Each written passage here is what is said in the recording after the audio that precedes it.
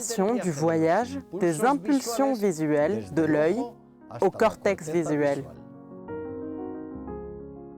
La lumière reflétée sur les objets traverse les structures transparentes de l'œil et atteint les photorécepteurs de la rétine qui la transforment en impulsions nerveuses puis les envoie au cerveau à travers les voies optiques où a lieu la vision réelle. Rappel. Comme dans les vidéos des champs visuels, les images du champ nasal sont recueillies dans l'hémirétine temporale et les images du champ temporal par l'hémirétine nasale. Tant dans l'œil droit comme dans l'œil gauche. Œil droit. Image du champ nasal. Les images du champ visuel nasal de l'œil droit sont inversées dans le cristallin et atteignent la rétine temporale qui les transforme en impulsions nerveuses. Elles voyagent à travers le nerf optique, à travers la partie temporale du chiasma et les bandelettes optiques pour faire synapse avec les cellules du noyau géniculé latéral. Elles suivent les radiations optiques de Gratiolet jusqu'à atteindre le cortex visuel primaire sans se croiser dans le chiasma.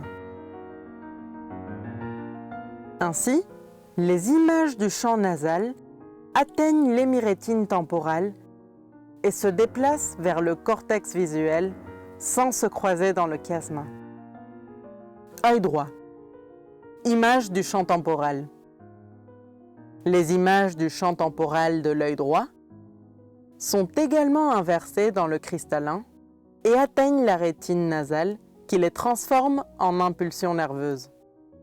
Elles voyagent à travers le nerf optique et traversent le chiasma pour rejoindre le tractus optique contralatéral jusqu'à faire synapse avec les cellules du noyau géniculé latéral. Elle continue à travers les radiations optiques de Gratiolet jusqu'à atteindre le cortex visuel primaire. Les images du champ temporal arrivent à l'hémirétine nasale et se croisent dans le chiasma pour atteindre le cortex visuel contralatéral. Chemin des impulsions des deux hémirétines de l'œil droit. Considérons maintenant l'œil gauche. Les images du champ nasal atteignent la rétine temporale et continuent jusqu'à l'aire visuelle primaire sans traverser le chiasma.